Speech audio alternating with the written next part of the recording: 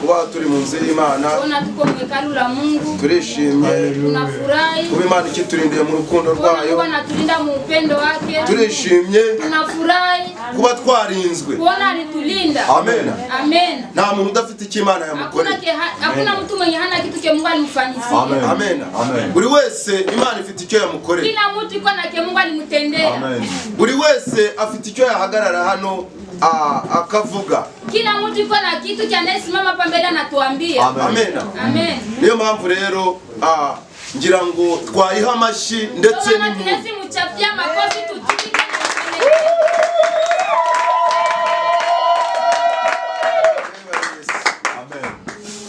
ndashima Imana kuba yongeye kuturindira mu rukundo rwayo. Anashukuru Mungu anaendelea kutulinda kwa ajili ya upendo wake. Amazina ni Emmanuel. Kwa jina ni Papa Emmanuel. Mugabo w'umugore umwe, mume wa mke mmoja, abana babiri na watoto wawili. Amen. Amen. Tumubwiriza butumwa. Yeye ni muinjilisti. Imana yangiriye ubuntu. Mungu alimjalia neema. Imana yarandokoye. Mungu alimuokoa. Ndetse ingira umuvuga butumwa. Mungu akamfanya akakuwa muinjilisti. Nabanje kugenda nabirimo neza. Alikuwa anatembea hakuwa ndani vizuri. Ariko Imana ishaka wayo. Lakini wakati Mungu anatafuta wake, nawe waichikira. hawezi toroka Mungu. Niyo mpamvu nawe, ndio maana na wewe wicaye hano, unaikala hapa. Nagari imbaraga zawe, haiko nguvu zako, nagari gushaka kwawe, haiko utakishi wako, imbaraga z'Imana. Amen. Amen. Zina l'Imana yawe.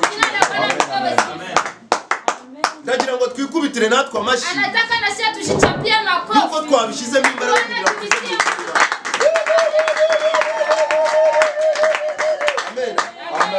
Mana n'urukundo tumaranye icyumweru cyose. Tuko na wiki nzima turimo kwiga ijambo ry'Imana. Tuko najifunza neno la Mungu. Ndetse abo twahuraga, tulikuwa tunakutana nabo, barafashijwe, balisaidiwa, baje babona urukundo rw'Imana, bakaona upendo wa Mungu. Ariko nawe, lakini na wewe, kuko ibi bintu atari competition, tu haiko competition, tuko ndani. Amen. Amen. Nugufashanya, nikusaidiana, nugufashanya, nikusaidiana. Ntabwo wavuga ngo mugenzi wanjye nimba narigishije adahari, hawezi na sasa ndugu yangu hakuwa sana nilifundisha, ibyo biramureba, vile binamuona. Ntabwo ariko bimeze. Ariko ndio kusibiki. Niyo mpamvu ubona dukoresha kamera, tunaona tunatumikisha kamera, turangira tukabyohereza, tena tunabisukuma. Amen. Amen. Kuko atari competition, tu haiko competition. Amen. Amen. Niyo mpamvu rero tugiye kongera kurebera hamwe, ndio maana tunataona sote kwa jumla ibyo twabonye muri kino cyumweru, yenye tuliona ku wiki nzima. Amen. Amen. Ndagira ngo nk'umutima, anataka ubwenge, roho na akili, kugira ngo twumve icyo Imana ivuga. tusikie ni Mungu anataka tuambie. Twize byinshi ariko twiga kugusenga. Tulijifunza mengi lakini tujifunza kwa ajili ya kuomba. Twize kugusenga, tu ya kuomba, uburyo dusenga mu Imana Data wa twese. Hadi tunaomba Baba yetu uliye juu mbinguni. Tubona ko mbere yo kwiga gusenga, tunaona baada ya kujifunza kuomba, ugomba kubanza kumenya usenga nini. Unapaswa kujua ule ninamuomba ni nani. Ukabanza ukamuha agaciro, unampatia thamani. Ukabanza ukamenya yuko ari Imana Data wa twese uri mu ijuru. Unajua kwanza ni Baba yetu uliye juu mbinguni. Umva iryo zina rike. Sikia ile jina. Ngo Data wa twese uri mu ijuru. Baba yetu uliye juu mbinguni. Nukuvuga ni izina riruta n'irya papa wawe. Ni majina zinazidia hata na ya babako mzazi. Kuko papa wawe, tu baba yako, ashobora kuba yarabyaye abana 8. Inawezekana alizala watoto 8 bonyine. Bopeke. Ariko ni Imana ngo ni Data wa twese. Lakini Mungu ni Baba yetu wa sote. Imana y'isi yose. Mungu wa dunia nzima. Imana yaremye byose. Mungu alimuumba yote. Igomba guhabwa agaciro. Napasha pewa thamani sana. Ukajya kuisenga wamenye yuko na ulishajua ya kwamba nta kinani. Hakuna keke na mshinda. Amen. Amen. Amen. Gusenga ni uburyo tuganira n'Imana. Kuomba ni kuzungumza na Mungu. Amen. Amen. Ese ujuganira n'Imana? Kweli unazungumzaka na Mungu? Ese yo Mana wamaze kuyiha agaciro uvuga ati Imana ngiye kuvugana nayo nta kiri bunyime. Ule Mungu unaongeaka naye unasemaka ule Mungu hata niima kitu. Amen. Amen. Amasengesho, maombi ni network, ni rezo ituma tuvugana n'Imana. Inaacha tunaongea na Mungu. Uramutse nta masengesho ari muri wowe, kama hauna maombi ndani mwako, ntabwo wavugana n'Imana. hawezi sema na Mungu. Amen. Amen. Ndimo ndaza, uko nakuya, urabona mo byinshi mu gusenga. Unaona vitu vya mingi sana mahali ya kuomba. Sinzi nimba hari ufite Biblia abanza dusomere muri Matayo. Msomaji mzuri atuone katika kitabu ya Matayo 6:6 6:6 kugeza 13 hadi 13. Soma katika jina la Yesu. Amen. Maana wao mzani ya kuwa watasikiwa kwa sababu ya maneno yao kuwa mengi. Basi msifanane na hao, maana Baba yenu anajua mnayohitaji kabla ninyi hamjamuomba.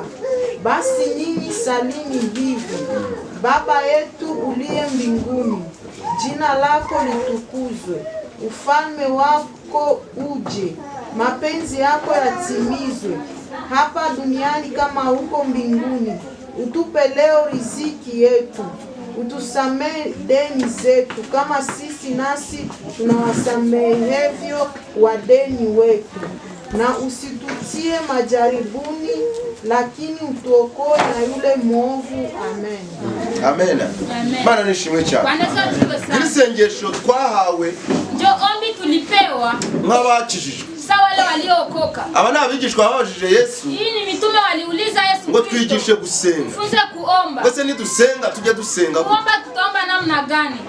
Arababwira ati nimusenga mujye mugira muti. Akasema Data wa twese uri mu ijuru, izina ryawe ryubahwe, ubwami bwawe buze, ibyo ushaka bikorwe mu isi nk'uko bikorwa mu ijuru.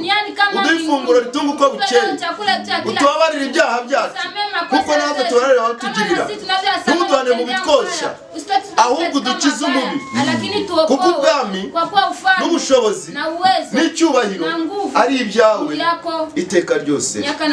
Amen. Zina ry'Imana rihabwa icyubahiro.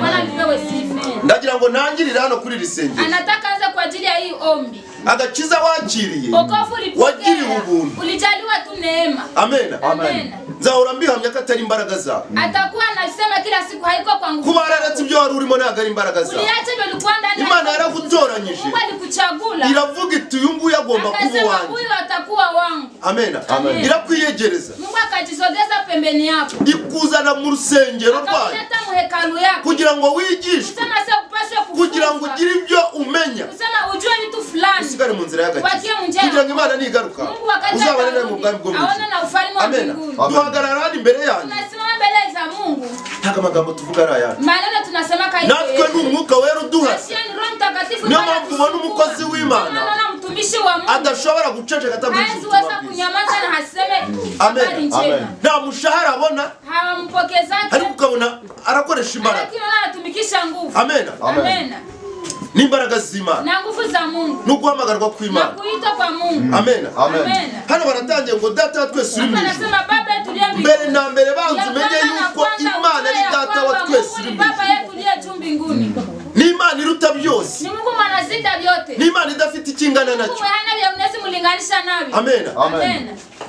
Banzo umenye yuko ari Imana icyo uri buyisabe cyose itari bukinani. Kwanza ni Mungu, kila kitu unaweza muomba hawezi mshinda. Araruta papa, anazidia baba yako mzazi. Iraruta bosi wawe. Anazidia hata na mtu wako. Iraruta buri wese. Anazidia kila mtu mwenye unasikia unawaza mawazo yako. Futi data wa twese uri mu ijuru. Tuni Baba yetu uliye juu mbinguni. Izina ryawe ryubahwe. Jina lako litukuzwe. Iryo jambo uzora mu kanwa kawe izina ryawe ryubahwe. Banza wubahishe izina ry'Imana. Kwanza jina ya Mungu. Sengesho ryawe rizumvikana. Maombi yako itasikilika kwa Mungu. Dusenga bino. Ukiomba mwa hii maneno. Kuko twabifashe mu mutwe. Tulishabikamata mu kichwa zetu. N'abana bato. Sasa vile watoto wadogo. Basi nakunda guhagarika abana. Basi anasimamisha watoto wako. Ngo basenge data twese. Anawaambia waombe Baba yetu uliye juu mbinguni. Wanaanza. Kabararangije. Anamaliza. Nimba natwe harimo umuntu usenga gutya. Kama na sisi kuko mtu manaomba. Udatekereza kuri ano magambo. Na kama hawezi kwa hii maombi. Ndio tusaba Imana ntago izabisa. Yesu naomba Mungu hawezi tupatia. Banza ubitekereze. Uweze kwanza. Uvuge ngo izina ryawe ryubahwe. Useme jina lako litukuzwe. Nawe wamaze kuryubahira. Na ulishamaliza kwanza kuiheshimisha ile jina. Ubahisha izina ry'Imana. Heshimisha jina la Mungu. Aho uri hose izina ry'Imana rihabwa agaciro. Jina la Mungu linapewaka thamani. Amen. Amen. Twige kubahisha izina ry'Imana. Kugira ngo nitunasenga. Sasa wakati tutaomba. Imana izavuga ati no muntu uvuga izina ryanjye ryubahwe. Anasemaka jina langu koko araryubahira. Kweli anayeshimisha kai jina. Mungu iko na akili. Ibirimo kutwitegereza. Yeye iko na tutazama. Amen. Amen. Usenga isengesho upfa gucaho. Usiombe ombi tu tuko tunapita pita tu, hapana. Ubahisha izina ry'Imana. Uheshimishe jina la Mungu. Kucyara aho utuye. Pale kuna ikala nyumbani kwako. Mu mibereho yawe. Mu kazi zako. Mu mivugire yawe. Mu masemi yako. Mu myambarire. Mavazi unavala. Muri societe aho. Mu societe na ndetse no mu kanisa. Pamoja na kanisa. Buri wese abone yuko izina ryawe ryahindutse, Imana yakwise irindi zina. Jina lako alishageuza. Amen. Amen. Reka twitwa amazina. Acha tuitiwe majina. Kugira ngo twubahishe izina ry'Imana. Sema tuheshimishe jina la Mungu. Aho tugenda hose. Kwenye tunaenda fasi. Imana kugira ati umuntu izina ryanjye araryubahisha. Jina langu anayeheshimisha. Yapfukamya nsenga koko ibyo asenga. Kweli benye anaomba. Bimurimo. Biko ndani yake. Imana ibashe kugutanga. Imana ibashe kuguha ibyo uyisaba. Mungu akupatie benye unamuomba. Amen. Amen. Ngo izina ry'Imana ryubahwe. Ase jina lake liheshimiwe. Ubwami bwawe buze. Ufalme wake uje. Ubwami bw'Imana ngo buze. Ufalme wa Mungu aseme uje. Esitekereza ko ubwo bwami uri guhamagara ari ubu. Ufalme uko naita ni ufalme gani? Tutarakizwa by'ukuri twatekerezaga ngo ubwami duhamagara. Wakati tulikuwa tulijua ufalme tunaita. Ni iby'ubukire. Ase ni utajiri. Ni iby'ubukire turi guhamagara. Utajiri tuko tunaita. Kugira ngo ari byo bimanuka. Kusema nje bishuki hapa duniani. Ariko ntago ariko bimeze. Lakini haiko ndio kisibiki. Turimo turi gisengesho. Tuko tunajifunza hii. Wakati utakuwa naomba. Wamaze kurisobanukirwa. Ulishamaliza kuelewa. Iyo uvuze ngo ubwami bw'Imana buze. Ni ukuvuga ngo ibyo mw'ijuru byose bikorerwa mw'ijuru. Nibyo bigomba kukumanukira. Binapaswa kushuka kwa ajili ya ubwami bw'Imana. Ufalme wa Mungu. Harimo guhimbaza Imana. Harimo kwihesha icyubahiro. Harimo kuyubaha. Harimo kuyipfukamira. Amen. Amen. Imana ishimwe cyane. Amen. Nibyo bigomba kumanukira muri wowe. Binapaswa kushuka ndani yako. Ubwami bw'Imana buze. Ufalme wa Mungu uje. Ni ukuvuga ngo uratangira kuzajya upfukamira Imana, uyiririmbira, uyihimbaza. Nibyo uri guhamagara ngo bimanuke. Amen. Kandi ubikore. Imana ikurebera yuko uri uwayo. Amen. Tangira uhimbaze Imana. Tangira uririmbire Imana. Tangira ubyinire Imana. Amen. Amen. Pastor yavuze ngo duhaguruke dusenge. tuombe. Twarangije gusenga. Wakati tulimaliza kuomba, abantu bose biyicaye. Watu wote walikuwa bashaikana. Hari hahagaze abantu babiri. Kulikuwa kuna simama watu wawili. Pastor ni ugomba kuvuga ati kandi mwicaye. Tuikale. Ariko twe ntabwo turinda. Lakini shi hatusubiri yake batuambia se tuikale. Ntabwo kiriya gipindi tuba turimo kiba cyari bwarangiye. Tunakuwa tuko na wicara uzaba waruhiye ubusa. Ikale utakumechokea. Ntabwo ati muhaguruke dusenge. Tusimame tuombe pamoja. Ni kusimama ni wicara tutararangiza. Kana hatu ya maliza. Byagupfaye. Tutakuwa vitu bilisharibika kwa ajili yako. Amen. Ibintu by'Imana tubikuremo imikino. Mingi tubifanye na akili. Niyo mpamvu mbabwira ngo ndio maana natuambia Biblia harabivuga ngo ibyo mwisi bitwigisha ibyo mwijuru. Ndio maana Biblia natuambia vya dunia bitufunza vya mbinguni. Ntabwo mwaba muri mu gisirikare. Hatuwezi kuwa tuko mahali ya kijeshi. Ngo bavuge ngo muhagarare. Sasa sasa tusimame. Nguze wewe kwicara bataravuga. Sasa wewe uikala na habayasema muikala.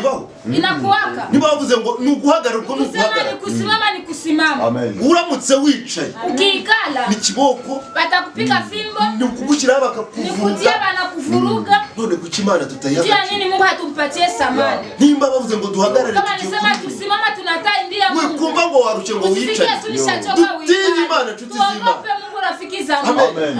Amen. Cyo kirimo kugenda kitwica. Ndiko kinaenda na tuua. Ntabwo turimo gutinya Imana. Hatuko tunaogopa. Imana rero nitudakora igishaka. Ayira twihorera. Yake nenda kwa. Abantu ntabwo bamagaciro. Habanipatia abantu ntabwo banyitaho. Abantu habanishughulikia. Amen. Amen. Tujye tugerageza tuko tunajaribu ndugu zangu. Nikaniso tuba twaje gusenga. Tunakuyaka kuomba. Amasengesho arategurwa. Maombi tunaitayarisha. Ntagupfa kuza. Haiko kukuyakuya tu. Tumaze iminsi twiga n'amategeko 10 y'Imana. Tunajifunza na zile amri. Umunsi w'Imana nukuha agaciro. Ya Mungu ni kuitakasa. Nukugendana n'ibyo bavuga. Ni kutembea na binye banasema hapo. Tuhagarare. Tusimame ni kusimama. Turirimbe nukuririmba. Amen. Dusenge nugusenga. Amen. Amen. Imana Tujye kwamba Mungu yetu ndiye juu. Iruta byose. Anazidia kila kitu. Naona umwana w'umuntu yubaha. Kuna mwanadamu anaheshimu ndugu yake. None tutakubaha Imana. Tunataka tuheshimu Mungu. Amen. Amen. Imana ishimwe cyane. Amen. Twabonye yuko ibintu byo gusenga. Tuliona kwamba hali ya kuomba ari ukuzinduka. Asa ni kukuya mapema. Ntabwo ndetse mu gisirikare bavuga ngo turatangira parade saa 2. Tutaanza parade saa 2. Kuko muri parade havugirwa ibintu byinshi. Jumla parade wanaongea mambo ya mingi sana. Umuyobozi uyoboye abasirikare. Kiongozi mwanaongoza kwa wale askari. Azabahagarika hari. Atabasimamisha pale. Atangiye kubwira ati tugiye kurwana Anaambia tunatapiga vita. Wowe uraca hari. Wewe utapita huko. Wowe uraca hari. Na wewe utapita huko. Wowe uraca hari. Na wewe utapita huko. Umuntu uzaza isaha zagiye. Atakuya na mundi Mungu azaba ari kumwe nabo. Atakuwa iko pamoja nao. Ntabwo azaba ari kumwe nabo. Atakuwa pamoja nao. No mu rusengero. Tuna hapa mkanisa. Nidutangira gusenga udahari. Kuomba hauko. Uzaza utakuya. Agaciro uzahabwa. Hautapewa samani tena. Imana nizakwitaho. Mungu hatakushughulikia. Ushobora kuzasenga Imana n'ibyo. Abo yatangiranye nabo. Nibiri gukorana nabo. Amen. Amen. Abo yatangiranye nabo. Alianza nao ndio atamaliza nao. Uzazuzi Imana ikurebere hari. Utakuya wa Mungu akonee. Abo yatangiranye nabo. Alianza nao ni hao. Amen. Mu gusenga tujye tuzinga. Mukuomba tukwe na lamuki. Dufate isaha. Tukamate saa. No munsi wari uw'Imana. Siku inakuwa siku ya Mungu. Nta kintu ukwiriye gukora. Hakuna kitu unapaswa fanya msiku ya Mungu. Ni kuvalisha watoto, unawapakala mafuta. Nawe ndetse ukitegura. Na wewe unajitayarisha, unasimama unakia mkanisa. Mpaka igiteraniro riburangiye. Wakati saa ibada inaisha. Binagukundiye wata. Umunsi wose ukirirwa uririmbira Imana. Ni muda wako ya kuomba. Usoma Biblia. Naomba Biblia na soma Biblia. Tu ni siku ya Mungu nyumbani. Mubyo kwezi umunsi w'isabato. Ile ni siku tuitakase siku ya Sabato. Ila tegeko muziko rivuze. Ile amri unajua na sema. Gusenga Imana. Ile siku ya kuomba Mungu. Kuicyubahiro. Ni kuheshimu. Kuitondera. Ni kuitembea kwa vizuri. Amen. Amen. Mungu amvuye. Kule anatoka hapo. Hari ijambo rivuze ngo ibyo ushaka bikorwa mu isi nkuko bikorwa mu ijuru. Mapenzi yako yafanyike duniani kama mbinguni. Amen. Nkuko bikorwa mu ijuru. Kisi biko mbinguni. Nukuvuga ngo Imana ishaka bigomba gukorwa mu isi. Nkuko bikorwa mu ijuru. Ibikorwa mu ijuru nibyo biri buze bigakorwa mu isi. Nibyo bitakiye binafanyika. Amen. Nawe geka uguhimbaza, kuririmba, kubaha Imana, gutinya Imana. Kuogopa Mungu. Nibyo biri buze mu isi. Nibyo benye bitakuya mu. Nibyo biri bukuze. Nibyo bitakuya kwa ajili yako. Ibyo ushaka bikorwa mu isi nkuko bikorwa mu ijuru. Kafanyike duniani kama mbinguni. Uduha ibyo kurya bya buri munsi. Chakula yetu ya kila siku. Amen. Ibyo kurya bya buri munsi. Chakula ya kila siku. Nukukurinda. Ni kuulinzi kwako. Nukurinda umuryango wawe. Nukurinda jamaa yako. Amen. Nibyo birya Imana izabishaka wawe. Mungu iteka ryose. Miaka na milele. Ndagira ngo umva ayo magambo. Anataka sikia hizi maneno. Abasinziriye mu ntebe. Anasinzia tumwangalie wote. Amen. Mwumva icyo Imana ivuga. Unasikia Mungu anasema. Urangiza rino sengesho. Unamaliza kai wewe uko nasema. Kuko ubwami kwa ufalme n'ubushobozi na nguvu n'icyubahiro ari ibyawe none n'iteka ryose. Hata milele. Amen. Isengesho rirangiza uvuga ngo Mana. Unaimazi nasema Mungu. Ni wowe utabyose. Wewe unazidi kila kitu. Heshima ni zako. Ubwami n'ubwawe. Uyu munsi siku ya leo ndetse n'iteka ryose. Na miaka na milele. Ukarangiza Imana uvuga ko ari Imana. Nyamana. Ni Mungu wa kweli. Mbona kiyiruta? Hakuna kitu kinashinda Mungu. Hayo magambo yavuga. Ile maneno unasema na ulisha biwaza. Cyangwa upfa kuyavuga. Wewe tunasema semaka tu. Bivuga bikwe ku mutima. Iseme ya tunatosha ndani ya roho. Mungu aseme ule mtu azagaciro kawe. Anajua thamani yangu. Amen. Imana izakwitaho. Mungu atakushukuru. Imana izakugirira neza. Mungu atakutendea mema. Amen. Nuko twaguye gusenga. Ariko tugasenga. Lakini tunaomba. Na tuko nawaza. Ndirukanze. Anatembea haraka. Ibice bigize isengesho. Ase mambo yenye inafanya maombi.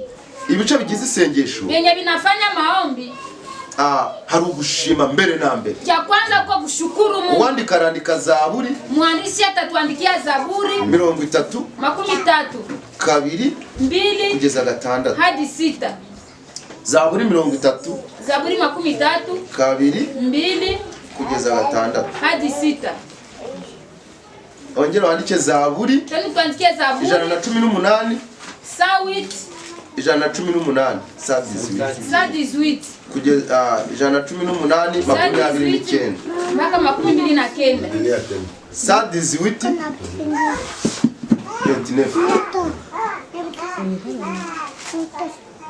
Aho ngaho urabona gushima. Wale utaona hali ya kushukuru. Ugomba gushima ute? Utashukuru namna gani? Ibi ni ibice bigize isengesho. Ibi ndio binatuonesha mbere na mbere ugomba gushima Imana. Amen. Ariko mbona niyo tugeze mu rusengero. Unaona wakati tunafika mu kanisa. Pastor avuga ngo tubanze dushime. Pastor anasema tushukuru Mungu. Ukuvuga ngo tugomba kubanza gushima. Tunapaswa kwanza kushukuru. Na kindi ugomba kubanza gukora. Hakuna kingine unaweza. Utafita amashimwe. Kama hauna shukurani. Ntabwo Imana ugiye gusenga uyishimiye nta n'agaciro ifite imbere yawe. Amen. Amen. Wajya gushima umuntu uzi ko ntacyo akumarira. Unazishukuru mtu unajua hata kufalia kitu. Banza umenye ko Imana kwanza Mungu ifite ikikumariye. Iko na kitu kinafaa kwa ajili yako. Uyati Imana agiye kubana nawe. Sema Mungu mimi nataka kuwa naye. Ntabwo hari by'inkoreye. Ya kwanza kuba ananifanyizia. Reka mbanze nyishime. Acha kwanza nimshukuru. Amen. Amen. Sengesho mbere na mbere. Ya kwanza ombi unaanza shukuru Mungu. Ushimute. Ushukuru namna gani? Uvuga ngo urakoze Mana data twese. Asante Mungu wa mbinguni. Ukavuga ibyo igiye gukorera byose. Unasema anakutendea kabyote. Umuntu uburi cy'Imana imukore. Mtu mwenye anakosake Mungu alimfanyia. Ntiwazi imbere yawe. Pale ukitaka wazi kuya mbele zake. Amen. Amen. Imana iraturinda. Mungu anatulinda. Imana duha ibyo kurya. Mungu anatupatia chakula. Mungu anatulindia watoto. Mungu anatupatia watoto, anatupatia mke, anatupatia watu. Ibyo ni byinshi. Yanatufanyia vitu vya mingi sana. Mbere yo gutangira isengesho kwanza kuombi ni kushukuru Mungu. Uvuge iby'Imana ikora. Useme Mungu alikutendea. Amen. Amen. Nubona utarabona amashimwe imbere y'Imana. Uyapata na shukrani mbele za Mungu. Ntabwo urakira gake. Uyapokea. Ndetse ibyo urimo ntabwo. Yenye uko ndani haubijui. Amen. Amen. Ntabwo dushima yuko twariye twijuse. Hatukushukuru sasa tulikula tukashiba. Amen. Amen. Ushobora gushima wana burayi. Unazishukuru na ulala njaa. Amen. Amen. Kuko nimba waburaye. Kama ulala njaa. Hari ibindi Imana yagukorera. Kuko bingine Mungu alifanyizia. Papa wawe ntiyapfuye. Baba wako hakukufa. Hari abapfuye. Kuko balikufa. Umwana wawe ntiyapfuye. Mtoto wako hakukufa. Hari abapfuye. Kuko balikufisha. Umwana wawe yagiye ku ishuri. Mtoto wako alienda ku masomo. Umva amashimwe. Mnasikia zile shukrani. Hari akantu rero kaza. Kuko kitu kakaba katuma udashima. Inaweza acha haushukuru. Ko narahinze arasindi gushima. Nilala ndala sitashukuru. Ako kantu kakica amashimwe. Ile kitu inaacha shukrani kwa sababu. Lakini haiko ndio kitu inapaswa aende. Shobora guhagarara ugashima kuko Imana yaguhaye umwenda wo kwambara. Mungu alikubariki na nguo ya kuvaa. Ugashima kuko yaguhaye imbaraga zigera mu rusengero. Patia nguvu za kwenda mkanisa. Nubwo waburaye. Ati ulala njaa. Ejo ntuzabura. Kesho hautalala njaa. Ntukabura icyo gushima. Usikuwa na kosa ya kushukuru mbele za Mungu. Amen. Amen. Ili na mbere shima Imana. Ya kwanza shukuru. Icya kabiri. Ya pili. Kwihana. Kutengeneza Imana wihana. Kutengeneza. Banza umenye kuri umunyabyaha. Ujue kwamba tuko wenye dhambi. Turi abanyabyaha. Tuko wenye dhambi. Tugacumura turavuga tunalala tunafanya dhambi. Mu burigeri turacumura. Kila kitu tunafanya. Kandi si turimo n'iyibyaha. Na haiko sasa juu ya dhambi tu. Cyo nicyo cya kabiri ugomba. Ile ndio ya pili. Wihane. Kutengeneza. Wihana gute? Unatengeneza namna gani? Gupfukama imbere y'Imana. Kupiga magoti mbele za Mungu. Amen. Amen. Iyo upfukamye nibwo Imana ibona yuko uciye bugufi imbere yawe. Unanyenyekea mbele za. Natanze urugero mvuga. Alianza mfano iko nasema. Umwana bagiye gukubita yakoze icyaha. Mtoto mwenye banatapiga kalifa kosa. Akagira gutya agapfukama. Akapiga magoti. Ntabwo ameze nka wa wundi. Haiko sawa sawa na bajya gukubita agahagarara. Anatapiga gana ajikamata hivi. Uri upfukamye. Ule manapiga magoti. Uhita umugirira impuhwe. Unapita unasikia huruma juu. Unasema kweli. Akakana amenya icyaha anajua kosa, anaomba msamaha. Uhita umubwira ati haguruka. Unamwambia simama mimi nakusamea lakini usikie. Ariko wao unajya gukubita agasigara kureba. Kana jikamata hivi kwa naangalia hivi. Unaweza mpigano na mlumizi. Amen. Amen. Siko bigenda. None mwibaze. Lakini mujiulize. Uje imbere y'Imana. Mbele za Mungu. Gusaba imbabazi. Uomba msamaha. Wamaze kwemera ko ufite amakosa. Sema itika kwa Mungu na dhambi. Uko na dhambi. Wamaze kumenya agaciro k'Imana. Kakari natangiye mbabwira dutangiye. Alianza na tuambia wakati tulianza. None uhagaze imbere y'Imana. Anasema mbele za Mungu. Umana mbabarira. Asema Mungu nisamee. Mungu nisamee. Fukama. Tupige magoti. Haba mu bitaka. Niba warakije gukorera Imana ushaka kujya mu tufikia Mungu anataka. No hasi waharya. Amen. Tunazilala. Kuvuga ati Imana Mungu nisamee. Dusaba Imana imbabazi twigaragure hasi. Niba dushaka kujya. Niba udashaka kujya mu ari imikino wibereye. Kama ni mchezo huko. Duhagarara imbere y'Imana. Unasema mbele ya Mungu. Mana mbabarira. Unasema Mungu nisamee. Nzakurebera. Mungu atakuangalia. Utasema ana huyu. Ntabwo aciye bugufi imbere. Hashuke anyeke mbele zake. Ntabwo azi ko ari umunyabyaha. Hajua kwamba ni mwenye dhambi. Nuhagaze imbere ntabwo. Anasimama mbele yake hamjui. Amen. Amen. Ibintu tubigisha. Vitu vyetu tunafundisha. Bizafasha mu Vitu vyetu tusaidia mwa hii safari. Amen. Turi muri vision. Tuko mu vision. Harimo haraza gusenga kwa maridadi. Kuba naenda omba kwa maridadi. Umuntu araba yiyambariye neza. Anakuwa anavana mzuri kwa smart. Akumva kutamubwira gutuka. Anasikia hawezi mwambia apige magoti. Akumva kutamubwira kuryama. Hawezi mwambia lale chini. Imbere y'Imana. Mbele za Mungu. Fukama. Amen. Imyenda wambaye n'Imana yiguhaye. Amen. Ishatse yabikwiruka. Amen. bapfukama hasi wumve ko uri umunyabyaha imbere y'Imana. Imana nayo Mungu naye izakureba ujye taburuka, atakuangalia sasa, simama mtoto wangu, mimi nakusaba. Yabonye guca bugufi. Ndababwiza ukuri, anatuambilisha nta muntu ujya gusaba imbabazi ngapfukama umutima utabanje guca ntibishoboka. Haiwezekani. Ariko umuntu uhagaze birashoboka ko umutima utaciye. Inawezekana roho yako haikushuka. Ariko umuntu ubona amanutse gutaka agapfuka, umutima ni ubanza. Roho yake ndio inaanzaka. Umutima ni ubanza ukumvura mu gati. Inaanzaka roho namwambia shuka chini upige magoti. Tugerageze gukora iby'Imana ishaka. Tufunze tufanye Mungu. Kugira ngo nawe twishimire. Kusema ni atufurahi. Amen. Amen. Mubishire mu mutwe. Tubitie mu akili. Kinjire mu mitima yanyu. Dukorere Imana mu buryo bwanyu.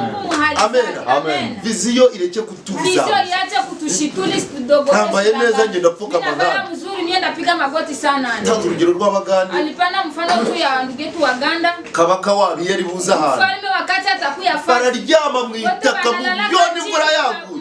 Mvumi umatoka. Kabaka gacaho. Asana bakanyanga sasa ule tupatie zile chini. Tumulalie chini. Amen. Amen. Batwita abasazi riko n'ubu.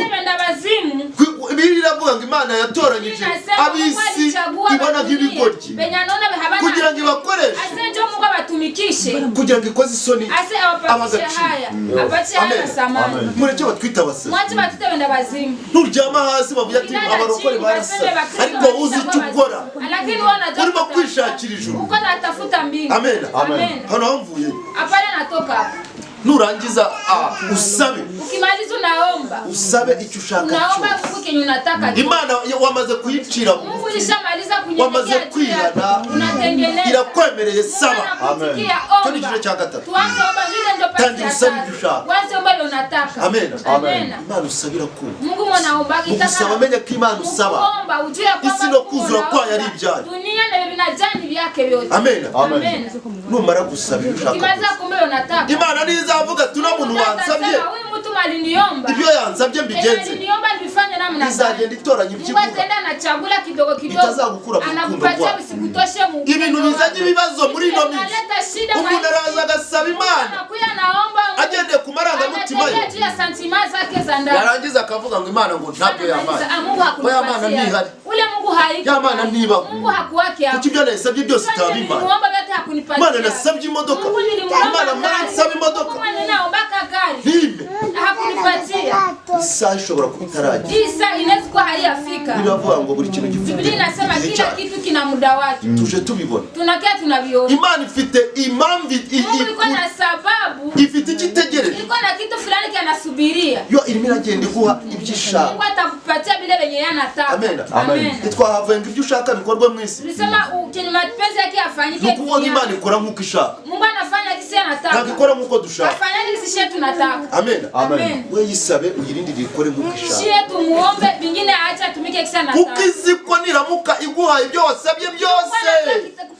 Hari ibyo wasabye bizagukura mu rukundo rwayo.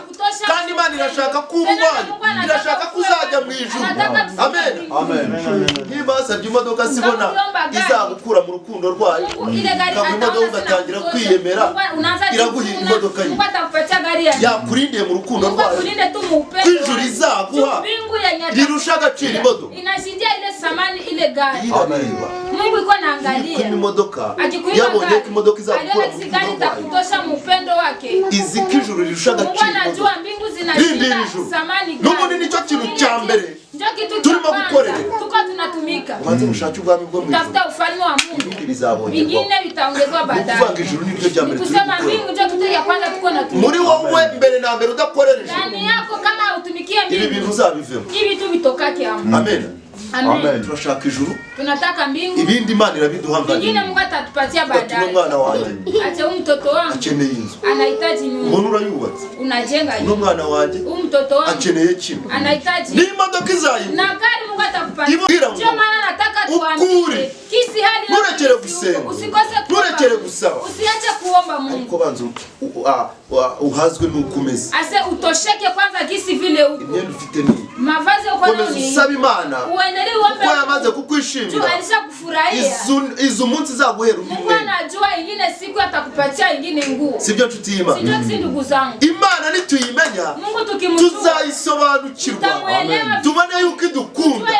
Kandi iradukunda. Amen. Bana yavuze ngo nzabaha ijuru. Mungu alisema atatupatia. Uza agaciro k'ijuru. Unajua samani nurikorera ukarishobora. Ukitumikia unaiweza. Agaciro k'ijuru. Samani ya mbingu. Iko nguvu. Tuzaba tutarwara. Zaba tutarira.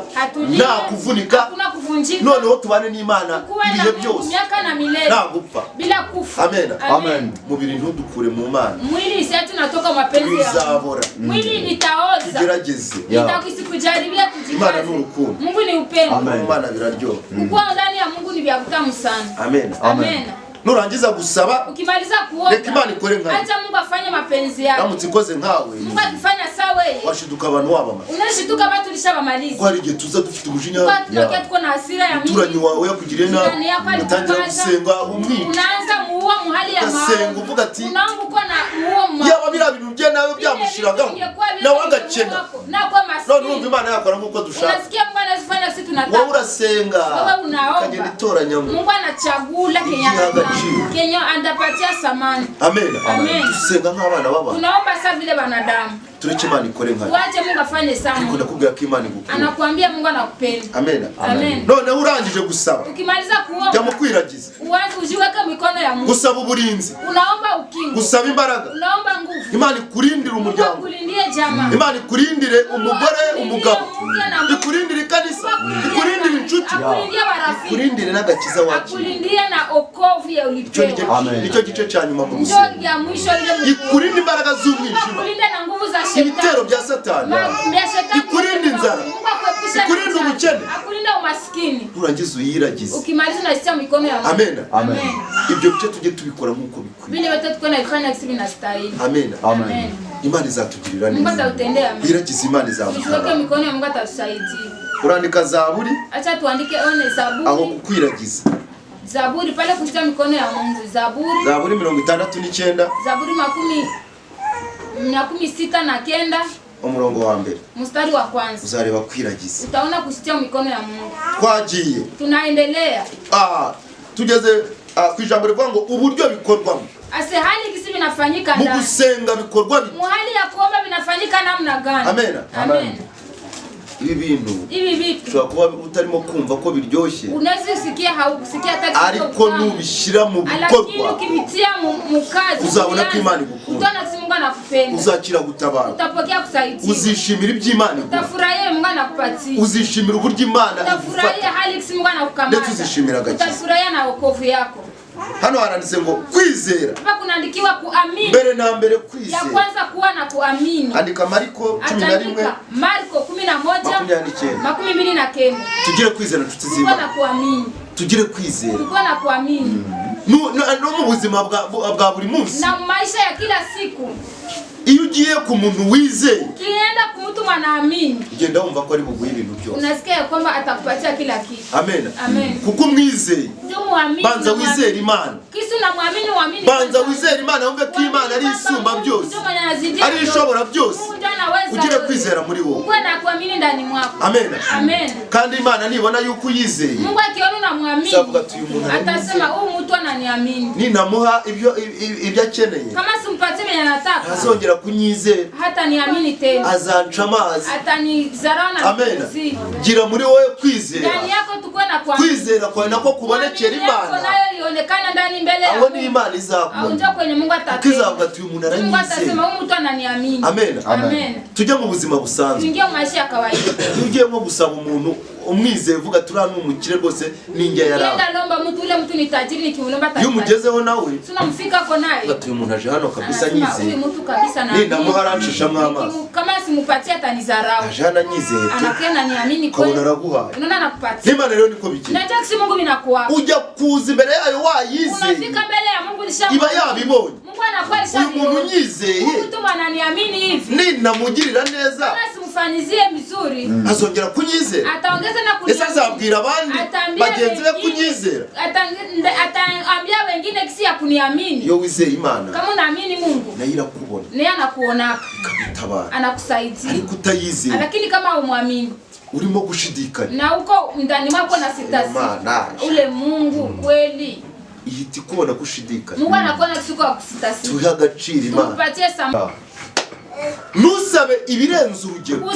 Usilombe vya vinapita. Nubona Imana yaguhaye ibyo kurya. Ukiona Mungu alikupatia chakula ya leo. Nibyeje sabi. Na kesho Mungu anajua kwa vitatoka. Umuntu ufite ibyo kurya by'ubu. Uko mtu mwiko na kukula ya leo. Basanga yahangayitse. Unakuta alishahangaika kesho. Ejo karabaye. Kesho vitakuwa. Ejo bizagenda bite. Kesho vitendeka namna gani? Imana irakuzi. Mungu anakujua. Amen. Ngo tubabarire ibyaha byacu. Tusamee dhambi zetu. Mbere yo kuvuga iryo jambo. Baada ya kusema ile neno, mbele ya kuisema. Kwanza wowe babarire. Wote tusamee kwanza. Tunasemeaka ndugu zangu. Kubabarira ni ikintu gikomeye. Kusamea ni kitu kia nguvu. Ariko ni muziki wa kijuru byo. Lakini kama unajua uliokoka ni uko mtu akwenda msafari akwenda mbinguni. Tujifunze kusamea. Amen. Amen. Ibintu turi kwiga. Tuko najifunza. Nibidufasha muri aka gakiza. Nibizaguhesha amanota yo kuzicarana n'Imana. Ya kusema ukuzingia na Mungu mufanye. Banzu babarire muri wowe. Ndetse gutangira none hababarire. Amen. Wakugiriye nabo ari wowe wese. Mubabarire. Jisikie musamee. Mubabarire kugira ngo Imana ikushime. Musamee ndio Mungu akutayarisha kupatie. Nurangiza uje no kubwira Imana ngo utubabarire ibyaha byacu. Tunasema utusamee makosa zetu. Imana ntabwo yakubarira utarababara. Mungu hawezi kukusamea kama wewe hauyasamee. Umva none hagakurikira nkuko nazo tubabarira ababitugira. Kama tunavyokosea wale waliotusamea. Nababwiye ngo nitukabivuge nk'ababana bato. Aseme sawa leo tusikwe nasema sawa watoto wadogo. Ese nawo babarira ababikugirira. Kweli unasameake wanakutendea mabaya. Cyangwa ntubabarira uragira ngo Imana ikubabarire. Wale hausameake wewe unataka Mungu akusamee. Amen. Amen. Amen, amen. Ntuduhane mu bitwoshya. Usituache kuanguka katika mibaya. Icyo kimana irakizi. Ile Mungu anaijua. Ikunda umunyabyaha. Anapenda mwenye dhambi. Ahubwo ikanga icyaha. Inakachukia dhambi. Ntabwo yaguhana mu bikoshya. Mungu haezi kukuadhibu juu vitu